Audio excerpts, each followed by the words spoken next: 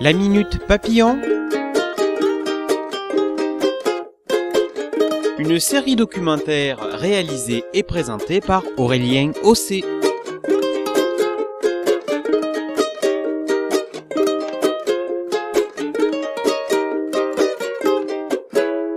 Bonjour, aujourd'hui nous allons parler des pratiques agricoles néfastes pour les papillons.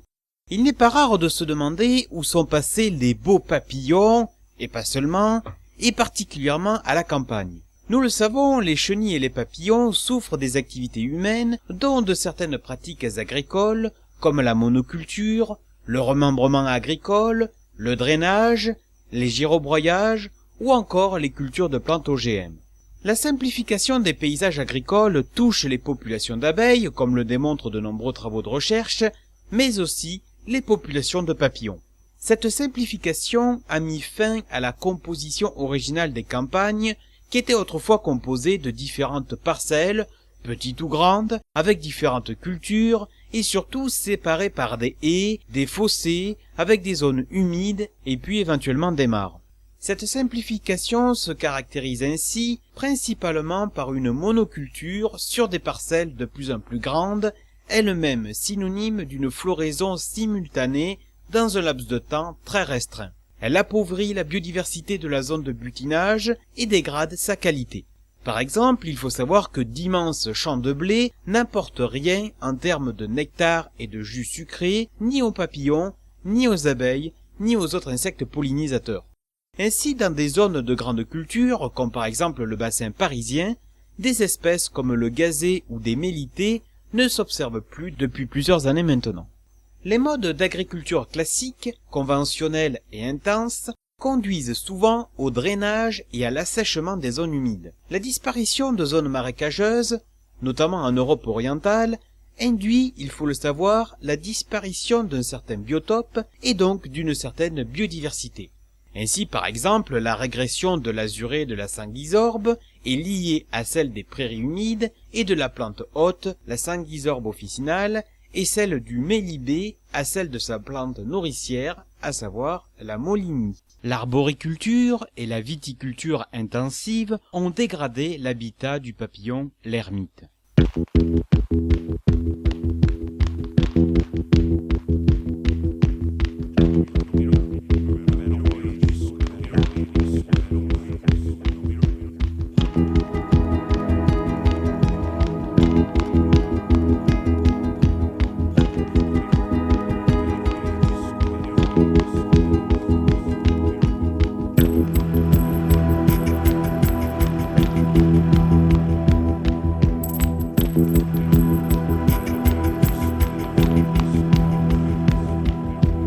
Les pratiques agricoles hostiles aux populations de papillons reposent aussi sur le remembrement, interface entre la mutation et l'aménagement rural dont nous allons reparler dans un petit instant. Force est de constater que le remembrement fait tout simplement disparaître des haies, ces écosystèmes sources de nourriture et d'abri pour les papillons, mais pas seulement. Il faut préciser que les haies de résineux ne favorisent pas l'implantation des papillons. Lorsque des plantes disparaissent, il ne faut pas oublier que d'une part les ressources en nectar diminuent, mais qu'aussi des espèces qui leur sont inféodées disparaissent aussi. Aux États-Unis, dans l'État de Washington, à cause de l'agriculture extensive, une cinquantaine d'espèces de papillons est en déclin à cause de la perte et de la fragmentation de leur habitat. Des pratiques agricoles peuvent aussi faire disparaître des plantes nectarifères. Elles peuvent disparaître à cause de l'épandage d'engrais et un surdosage en azote minéral. C'est le cas par exemple pour les fabacées, à savoir le trèfle et le sainfoin. Les fauches précoces et la suppression des vieilles prairies fleuries contribuent aussi à l'appauvrissement des ressources alimentaires en nectar. En ce sens, le girobroyage, sur des terrains agricoles mais aussi en bordure de route, constitue une véritable menace pour les papillons. Nous le savons, le girobroyage, c'est une coupe radicale de la végétation. Ces impacts négatifs concernent différents niveaux. Par exemple, cette coupe rase tue les chrysalides fixés sur les plantes. Mais il en est de même pour les chenilles qui s'y trouvent. Le girobroyage élimine aussi des supports pour les papillons qui émergent des chrysalides. Et de ce fait, ils n'allongeront pas complètement leurs ailes pour leur durcissement. Ils auront donc du mal à voler et plus tard à se reproduire. D'autres pratiques agricoles, comme l'arrachage des plantes considérées comme des mauvaises herbes, telles que l'ortie, mettent à mal certaines espèces, car ces plantes peuvent être la seule source de nourriture de certaines chenilles. Nous l'avons vu, l'ortie est la seule plante hôte pour de nombreuses espèces présentes sur notre territoire. Le problème inverse, à savoir un milieu agricole délaissé avec une herbe devenue trop haute, peut aussi constituer un changement de milieu néfaste à certaines espèces de papillons. Les lépidoptères peuvent être très sensibles à un changement qui nous paraît complètement infime, il faut le savoir. En Grande-Bretagne, l'azuré du serpolet avait disparu d'une région depuis 30 ans. La raison apparemment est pourtant très simple. L'herbe était devenue trop haute de quelques centimètres. En fait, dans cette région, les éleveurs avaient cessé de faire paître leurs troupeaux et un virus a décimé les populations de lapins sauvages. L'herbe a donc poussé et à cause de l'ombre au sol qui s'est refroidi, la fourmi Myrmica sabuleti a fini par quitter les lieux. Or, sans cette fourmi, l'azuré du serpolet ne peut survivre puisque ses larves se nourrissent dans les fourmilières comme souvent chez les azurés. Une étude de 2009 faisait état de cette disparition, mais aussi du retour gagnant de ce papillon après une réhabilitation du biotope et sa réintroduction.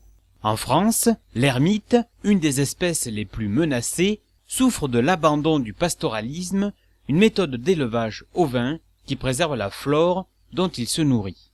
Enfin, il faut savoir que les cultures OGM résistantes aux herbicides peuvent aussi poser problème aux papillons non cibles. Par exemple, le nettoyage systématique des herbes folles dans ce genre de culture a fait disparaître l'asclépiade, la plante hôte dont se nourrissent les chenilles du papillon monarque en Amérique du Nord.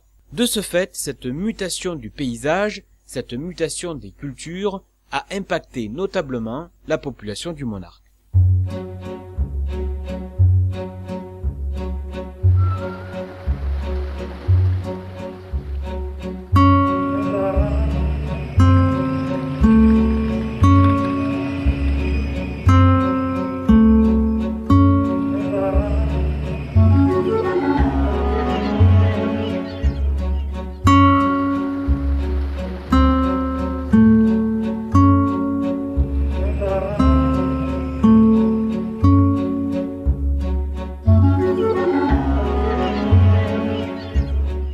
Pour terminer, nous allons parler de la mutation des paysages, mais aussi des aménagements urbains et ruraux. La mutation des paysages entraîne la disparition des biotopes auxquels sont liées certaines espèces de papillons. Ainsi, de nombreuses espèces disparaissent tout simplement par destruction de leur habitat ou encore la disparition ou raréfaction de leurs plantes hôtes, plantes au singulier ou au pluriel. Par exemple, il faut savoir que sur notre territoire, le demi-deuil est victime de cette mutation. Autrefois très courant dans les prairies, il ne se maintient aujourd'hui parfois qu'au bord des routes. En Amérique du Nord, les feux de forêt, le défrichement ou encore l'abattage du bois met à mal depuis maintenant plusieurs années les populations du papillon monarque et en particulier au niveau des sites d'hibernation au cœur de l'état du Michoacán au Mexique. En termes d'impact, les aménagements, qu'ils soient urbains ou ruraux, ne sont pas éloignés de la mutation des paysages. Ils sont, dirons-nous, plus localisés. Ainsi, des zones favorables pour les chenilles et les papillons disparaissent chaque année pour divers projets, comme des travaux d'urbanisme, des extensions de surfaces bâties, le développement des routes, l'assèchement de marais, la création d'un plan d'eau, ou encore la création de pistes sportives en pleine nature. Ainsi, par exemple, l'Hespérie du Barbon, recensée sur la Côte d'Azur, dans le Var et les Alpes-Maritimes, est devenue victime de l'urbanisation du littoral méditerranéen. Elle n'a pas été revue en ces lieux depuis plus de 10 ans, faisant d'elle une espèce classée sur la liste rouge des espèces menacées. Un bon petit diable à la fleur de l'âge, la jambe légère et l'œil polisson, et la bouche pleine de joyeux ramages, allait à la chasse aux papillons. Est-il encore raisonnable de récolter les papillons pour les étudier? Oui et non. Circuler dans la nature muni d'un filet à papillons, même hors des réserves ou avec une autorisation de prélèvement, relève d'une certaine inconscience, notamment devant la question de la biodiversité, des effectifs des espèces et de leur éventuelle protection. Il faut savoir que chaque pays a établi une liste plus ou moins longue d'espèces de papillons protégés. Certains pays, comme la France, ont été jusqu'à interdire la récolte du moindre individu, comme par exemple pour la diane présente dans le sud de la France. Aujourd'hui en France, les inventaires de biodiversité précis précèdent des gros travaux de construction comme des tracés d'autoroutes ou de TGV. Certaines sciences naturelles sont aujourd'hui dépassées, mais à vrai dire, rien ne les a remplacées. Les sites internet, les bonnes photos ou les prises de notes sur le terrain ne suffisent pas. Il est donc toujours important d'avoir une collection de références avec des papillons récoltés sur le terrain. Enfin, la récolte des papillons peut avoir un but lucratif, il faut le savoir, ce qui peut aussi participer au déclin des papillons. Nous sommes ici dans le commerce légal ou illégal des papillons. Par exemple, il faut savoir que la Papouasie-Nouvelle-Guinée héberge l'ornithoptère de la reine Alexandra, une espèce protégée mais qui peut être vendue à des prix totalement insensés de quelques centaines d'euros, voire plus. En effet, lors d'une vente en 2011, un couple de cette espèce a été vendu à plus de 5 000 euros, alors qu'un mâle à l'ornement hors norme de l'espèce voisine a été vendu pour près de 17 000 euros. Dans la littérature, le commerce des insectes, dont des papillons, a pris son essor dès le 19e siècle avec comme clientèle des collectionneurs, mais aussi des scientifiques. Un nom se dégage dans ce milieu à la fin de ce siècle, à savoir Otto Staudinger. C'était un entomologiste allemand qui a notamment décrit le papillon, le sylvain azuré. C'était un spécialiste des papillons paléarctiques et exotiques qui a offert à l'Europe un choix considérable d'espèces. Les cotes de son catalogue étaient de véritables références. Aujourd'hui encore, bourses et autres lieux de vente attirent les acheteurs. Les papillons exposés sont autorisés à la vente et proviennent parfois d'élevages en masse. Le commerce des papillons se maintient comme celui des animaux de terrarium, exotiques ou de compagnie. Il existe aussi un commerce illégal de papillons, dont peu d'éléments sont mentionnés dans la littérature. Enfin, il faut faire attention aux faux. Par exemple, vu la rareté des fossiles de Rhopalocère inclus dans le marbre, il faut se garder d'en acheter dans le commerce, sauf si on accepte la chose.